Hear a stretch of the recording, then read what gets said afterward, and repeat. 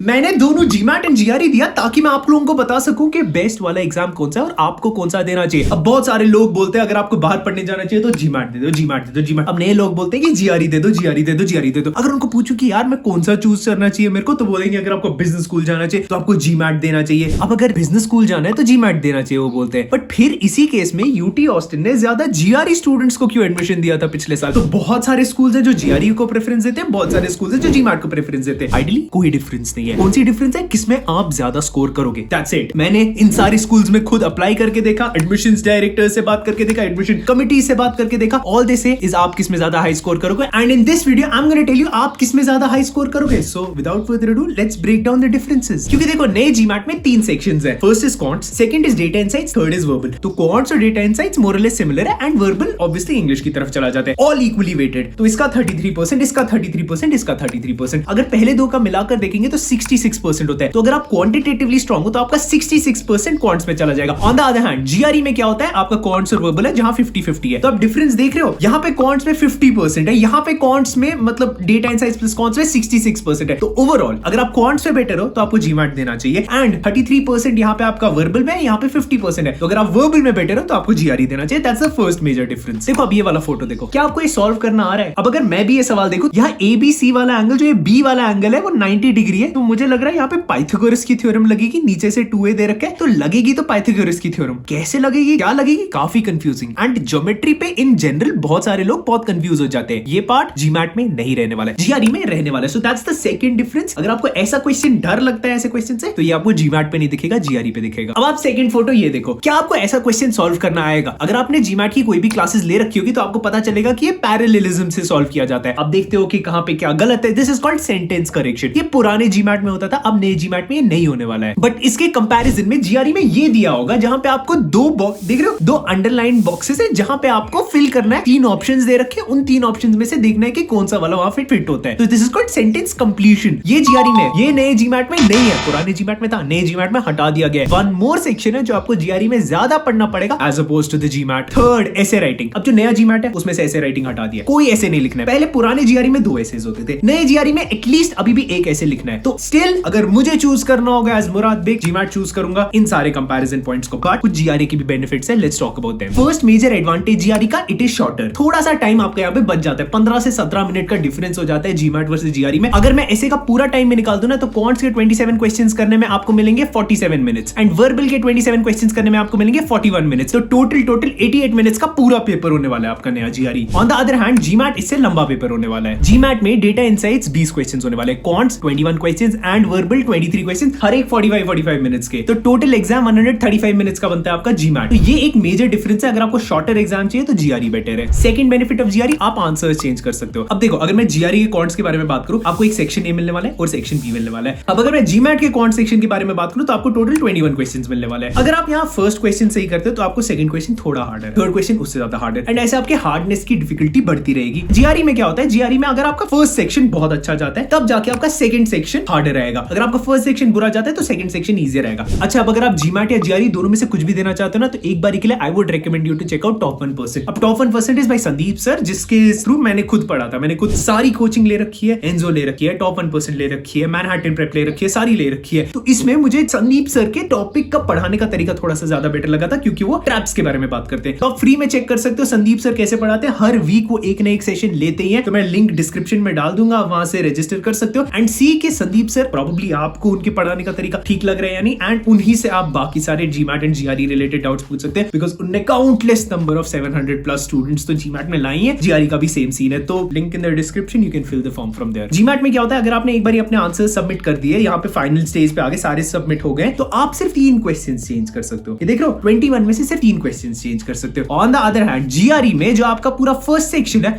आप जितने answer change करना चाहते हो आप सारे चेंज कर सकते हो। बट एक बार आपका फर्स्ट सेक्शन लॉक हो गया, आप सेकंड सेक्शन पे चले गए, तब आप फर्स्ट सेक्शन का कोई चेंज नहीं कर सकते। तो ओवरऑल जीआरई में आप बहुत ज्यादा क्वेश्चंस चेंज कर सकते हो। बट मेरी प्रैक्टिकल एडवाइस क्या है, मैंने एटलीस्ट 4 मार्क यहाँ के दिए, 4 मार्क वहां के दिए होंगे एंड फिर फाइनल पेपर ज्यादा क्वेश्चंस इंसान चेंज नहीं करता। मैक्स टू मैक्स एक क्वेश्चन चेंज करता है या 2 क्वेश्चन चेंज करता है, उतना ज्यादा टाइम ही नहीं होता हमारे पास पेपर में क्वेश्चंस चेंज करने का। As a result I would still say GMAT better है। थर्ड, एक बेटर चीज जीआरई की क्या होगी, आप ये याद रखना, बहुत सारे लोगों से कंपीट कर रहे हो, तो जीमैट का सिलेबस अगर इजियर है तो सबके लिए इजियर है, ठीक है, और जीआरई का सिलेबस अगर थोड़ा सा ट्रिकियर है तो सबके लिए ट्रिकियर है। तो as a as a result अगर आप जीआरई के लिए ओवरऑल ब्रेड्थ में पढ़ पाए, ये सारे टॉपिक्स पढ़ पाए और आप जीआरई में ज्यादा अच्छा स्कोर कर पाए, तो आपकी परसेंटाइल जीआरई में ज्यादा अच्छी बनेगी। देखो एक सेकंड के लिए समझो, अगर पेपर इजियर हो गया एंड सब लोगों ने वो पेपर आराम से अच्छा स्कोर ले आए, अगर सब अच्छा स्कोर ले आए तो फिर परसेंटाइल तो अच्छे स्कोर पे भी उतनी ज्यादा नहीं बनेगी ना। On the other hand GRE में क्या होगा, since there are so many subjects, a person will be scoring even if they are scoring a lower score, but उनकी परसेंटाइल ज्यादा बेटर होगी एंड इवेंचुअली मैटर परसेंटाइल करता है। अगर आप किसी भी एमबीए कॉलेज के आप फॉर्म भरने जाओगे ना, तो आपसे परसेंटाइल पहले मांगते हैं, उसके बाद स्कोर मांगता है। तो percentile matters more than your score. तो याद रखना, ओवरऑल जीमैट के जो एवरेज स्कोर्स है मेरे हिसाब से बढ़ जाएंगे, ये मेरी प्रेडिक्शन है। जीआरई के नहीं बढ़ेंगे क्योंकि it still covers a lot of breadth subjects. As a result अगर मुझे देना होगा एंड एक सेकंड के लिए मुझे लगता है मैं ब्रेड्थ में सारे कॉन्सेप्ट्स ओवरऑल कवर कर पाऊंगा, मैं वर्बल पे बेटर हूं, तो मैं शायद जीआरई ही दे दूं। बट हाँ, जीआरई का एक और कौन है, नो ब्रेक्स। अब जीमैट के एग्जाम में एक ब्रेक तो ले सकते हो, आपकी अपनी मर्जी है, 10 मिनट का ब्रेक ले सकते हो, वो बहुत ज्यादा ब्रीदर बहुत ज्यादा इंपॉर्टेंट होता है। तो ये मैं डेफिनेटली जीमैट को इसके 10-15 पॉइंट्स देना चाहूंगा, बहुत ही ज्यादा अमेजिंग होता है। जीआरई में कोई ब्रेक नहीं, इवन तो छोटा पेपर है, 88 मिनट्स का ही तो ओवरऑल पेपर है, बट स्टिल ब्रीदर की बहुत ज्यादा रिक्वायरमेंट होती है एज अ स्टूडेंट। एक और मेजर बेनिफिट जो आपका जीमैट में रहेगा, वो आपको चांस देता है, आप सिलेक्ट करो आप पेपर कैसे देना चाहते हो। अब मैंने पेपर हर एक सेंस में देख कर देखा, मैंने पहले क्वांट्स लिया, फिर डेटा इनसाइट्स लिया, फिर वर्बल लिया, फिर मैंने वर्बल पहले लिया, डेटा इनसाइट्स बाद में एंड क्वांट्स एंड पे, फिर मैंने quants, verbal and then data insights, and finally मेरे लिए जो बेस्ट रहा, मैं आपको अपनी स्ट्रेटजी बता रहा हूं, quants, verbal and data insights. Why do I say that? Quants में मुझे फटीग आ जाता है, अगर मैं वो एंड की तरफ ले लूंगा तो मुझे फटीग आ जाता है। क्वांट्स में मेरे सिंपल क्वेश्चंस मिस होने लग जाते हैं। मैं आपको फिर से एक क्वांट्स का सिंपल क्वेश्चन पूछूंगा, 1 and 3 के बीच में कितने नंबर्स हैं? बहुत सिंपल क्वेश्चन है, सोचो, नंबर 1 एंड नंबर 3 के बीच में कितने नंबर्स हैं? अब बहुत सारे लोगों को लगता है बस नंबर 2 ही तो है,